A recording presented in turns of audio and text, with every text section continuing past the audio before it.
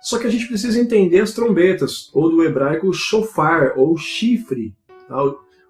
A trombeta, a gente tem a visão do Império Romano em diante, que são as trombetas de metal, enfim, até a qual Paulo se refere, né? Se a trombeta der sonido incerto, quem se preparará para a batalha?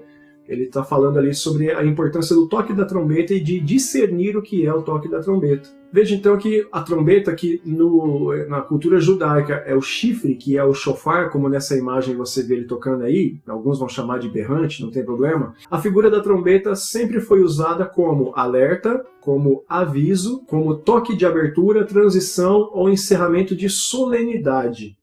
Então eu entendo que aqui começam os avisos do que viria a partir do toque das trombetas. Aqui é uma cooperação imediata entre os selos e as trombetas. Há uma cooperação onde a sequência dos selos ela se encerra com a abertura da sequência das trombetas. Elas são cooperativas entre si.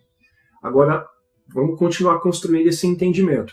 Os selos abertos concedem ao Cordeiro a posse e a autoridade sobre os eventos, sobre a história e a humanidade daquele momento em diante, a partir daquele momento.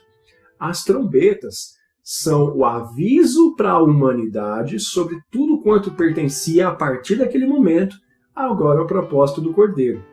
Entende isso? Vamos recapitular. Os selos concedem a autoridade para o Cordeiro sobre todos os eventos a partir daquele momento. Ele passa a ser o dono. Todo o poder me foi dado no céu e na terra, como ele mesmo declara. As trombetas começam a avisar a humanidade tudo quanto agora pertencia ao Cordeiro. E isso, por que isso faz sentido? Imagina se no mundo espiritual, ao qual os homens físicos não têm condições de ver o que está acontecendo ou entender, que é o panorama daquele povo que estava vivendo debaixo do império de Domiciano, sem saber o que estava se passando no mundo espiritual, achando que Jesus não voltava mais, tinha esquecido da promessa, que Deus não se importava. A concessão ela é passada ao Cordeiro, no mundo espiritual, onde os homens, de forma física, não têm noção do que está acontecendo.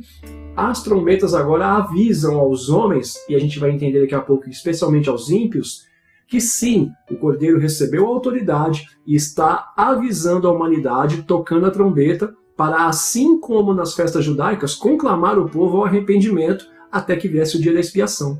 Percebeu como faz sentido? Você recebe a autoridade, o sacerdote. Jesus agora ele passa a ser de expiação, ele passa a ser sacerdote, conforme a carta aos Hebreus, né? Eu já falei que o maior entendimento é que o autor seja Apolo. Jesus ele tem a concessão, a autoridade é ele sai de expiação e vira sacerdote, apesar de ainda ser retratado como cordeiro, e isso não tem problema nenhum. Não é escolher uma aplicação que melhor nos agrade, é o que o Apocalipse está dizendo. Ele continua sendo o cordeiro, mas ele é chamado de leão, visto como cordeiro, mas ele exerce agora sacerdócio. A gente vai ver isso, vai ficando mais claro conforme decorrer dos capítulos, tá? Ele tem a autoridade, a terra não sabe que ele tem essa autoridade, mas através do toque das trombetas, o povo é conclamado ao arrependimento, para que em seguida venha de fato o dia da expiação, o dia do arrependimento, que você já imagina qual é, né? O dia do Senhor, qual é o dia do Yom Kippur, no mundo espiritual, que interfere na Terra. Então vamos seguir aqui. Então nós entendemos que as trombetas elas são o conteúdo do último selo. Percebe isso? Que a abertura do sétimo selo, e que começa com o silêncio ali, a abertura do último selo, ela desencadeia o toque das 7 trombetas. Conforme o próprio texto vai dizer, o texto que nós estamos lendo do capítulo 8 vai dizer isso. A abertura do sétimo selo, ela desencadeia o toque de 7 trombetas. São dadas trombetas a 7 anjos para que comecem a tocar. Então é correto dizer, e isso é consenso entre uma boa parte dos teólogos, tá? Aqui no caso não é unanimidade, mas há um consenso de que as 7 trombetas são o conteúdo do 7º selo. Tá? Ou seja, então vamos lá. Entendemos que as trombetas são o conteúdo do último selo, ou seja, os 7 avisos de Deus para a humanidade se arrepender são concedidas ao Cordeiro no último selo. É concedido ao Cordeiro a autoridade para exercer 7 avisos para conclamar a humanidade ao arrependimento por intermédio das 7 trombetas. Tá? Vamos ilustrar isso aqui. Então nós temos aí 7 selos já abertos, concedendo o seu conteúdo para o Cordeiro, mas nós temos o 7º selo tendo seu conteúdo revelado não como cavaleiro, não como sol escurecendo, nem como outras coisas que nós estudamos há pouco. O conteúdo do 7º selo são toques de 7 trombetas em sequência. Então, tudo o que acontece da primeira à 7ª trombetas é o conteúdo revelado do 7º selo. A abertura do 7º selo desencadeia no toque das 7 trombetas. Então, é absolutamente tranquilo e razoável entender que as 7 trombetas estão dentro do 7º selo, razão pela qual não pode ocorrer um arrebatamento antes de o 7º selo ser aberto, porque não existe trombeta. Eu já ouvi pregação, por exemplo, que as pessoas falavam, as pessoas, no caso, os pregadores, né? Dizendo que os eventos do 7º selo, né, o anticristo, quando a gente entende que o primeiro selo é o anticristo, o cavalo branco, que o anticristo ele já está atuando no arrebatamento, mas isso é impossível, porque isso acontece no primeiro selo. E a gente aprende, segundo a própria ótica do Novo Testamento, que o arrebatamento é com a 7ª trombeta. O toque da última trombeta, o arcanjo, né, com voz de trombeta, o próprio Jesus fala, isso vai ficando mais claro, tá? Fica tranquilo que esse raciocínio se constrói e se mantém da mesma forma para que haja coerência. Você pode discordar completamente dessa visão. Quem é pré-tribulacionista discorda completamente e não tem problema.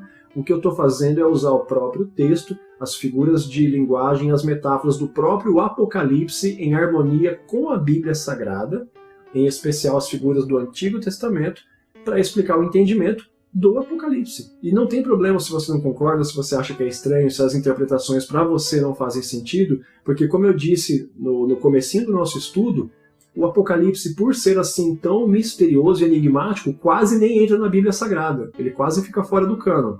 Tá? Já disse, por exemplo, que Calvino e Lutero, por exemplo, não fazem comentários sequer sobre o Apocalipse, porque preferem não mexer com isso. Enquanto que outras pessoas, como Isaac Newton, por exemplo, já acham interessante interpretar e acham comparações com outros livros, em especial como Daniel. Então olha isso aqui, o 7º selo, a abertura dele, o conteúdo do 7º selo são 7 trombetas tocadas em sequência. Tudo bem? Então sobre o shofar, o que é importante a gente estudar? Vamos ver aqui. Primeiro, o 7º selo, ele concede o toque de 7 trombetas e o entendimento nosso é que essas trombetas interferem sim no que acontece na Terra, diferentemente dos selos, tá? Então seria o cordeiro então o causador dos males que os selos, as trombetas e cálices fariam então na terra? É evidente que não. Os males são consequência direta do pecado. Por essa razão, há necessidade de uma punição e um ajuste na ordem do universo. Se não houvesse pecado, não havia necessidade de Deus fazer juízo. Não haveria necessidade de Deus estabelecer justiça no mundo que não houvesse injustiça. Tá? Então o cordeiro ele não é o causador, ele agora é o detentor do juízo, do ajuste e do acerto de contas. A partir daquele momento, então, o acerto de contas pertencia ao cordeiro como um aviso de que, por mais que pareça grave aquela situação no momento que o povo estava vivendo, os leitores contemporâneos ao Apocalipse, o ajuste de contas pertencia agora a ele, ao cordeiro. Tá? Imagina como uma analogia, só para ficar um exemplo mais ilustrativo, um presidente, seja qual for em qualquer época, ele acaba de assumir uma nação que ela está em crise, seja por gestões anteriores, ou enfim, o presidente acaba de assumir um país que está em absoluta crise. E para resolver o problema ele precisa tomar medidas emergenciais.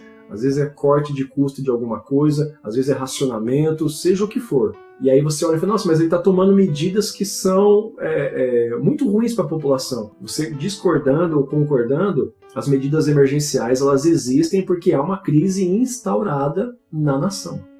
Aí se você concorda ou discorda, depende das atitudes, isso é outra discussão. Mas esse era o cenário aqui. A humanidade estava em grave crise.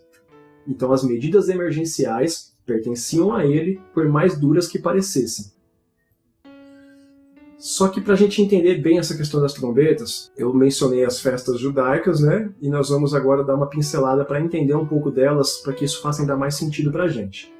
Então, olha, a festa judaica, o Yom Teruah, era o dia das trombetas. Você encontra isso em Levítico, capítulo 23, verso 24.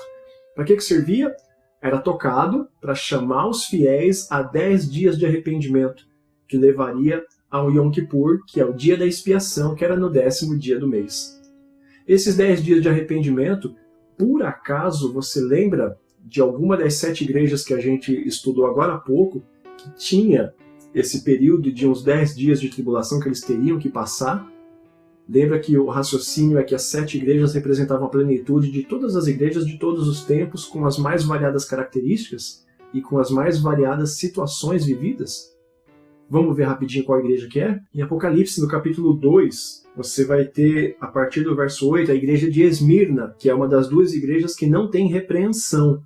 E olha só o que é dito para ela, né, para os que entendem, né, que tem os períodos da igreja e tal, e tem a igreja de Filadélfia, né, que é a igreja que vai ser arrebatada e que a gente falou bastante agora há pouco sobre isso. Apocalipse 2:8. Ao anjo da igreja em Esmirna escreve: essas coisas diz o primeiro e o último que estava morto e tornou a viver. Conheço a tua tribulação, a tua pobreza, mas tu és rico, e a blasfêmia dos que a si mesmos se declaram judeus e não são, sendo antes sinagoga de Satanás. Não temas as coisas que tens de sofrer. Eis que o diabo está para lançar em prisão alguns dentre vós, para ser dispostos à prova, e tereis tribulação de 10 dias. Ser fiel até a morte, e dar-te-ei a coroa da vida. Tá vendo? Não tem repreensão, mas para vencer ainda precisa cumprir um requisito, né? Lembra que toda a carta termina ao que vencer, tal.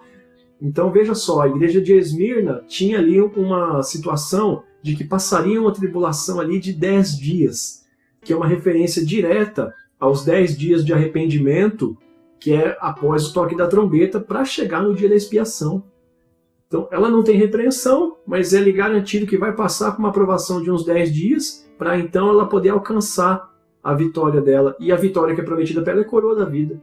Então, olha só, o toque das trombetas, que inicia períodos de crise, não seria a tribulação, os 10 dias de arrependimento que levariam ao dia da expiação. Então, na verdade, o toque das trombetas não deveria começar as tribulações que viriam a acarretar na 7ª, que é o salvamento de Jesus.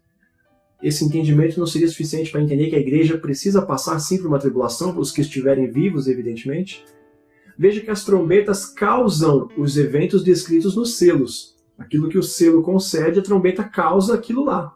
Em Mateus 24, e ainda assim, ao final delas, em especial ao final da 6ª, a humanidade, assim como o faraó no Êxodo, não se arrepende.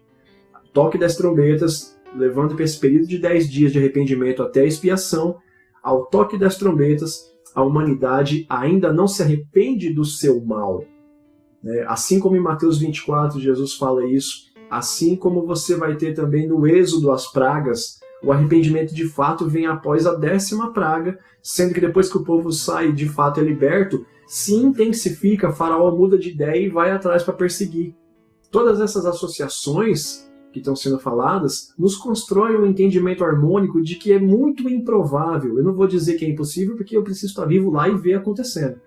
Mas, de acordo com o entendimento escatológico que a gente constrói aqui, não tem como a igreja não passar por tribulação. Ela precisa passar. Os que estiverem vivos vão passar nessa prova. De acordo com esse entendimento, a gente não tem como fechar os olhos para o fato de que sim, a igreja vai acabar passando por um período de tribulação. Então a gente vai continuar construindo esse entendimento aqui e eu espero que vá ficando mais claro para você, porque nós estamos usando a própria Bíblia para explicar a Bíblia de acordo com os entendimentos harmônicos do Apocalipse em relação ao Antigo Testamento.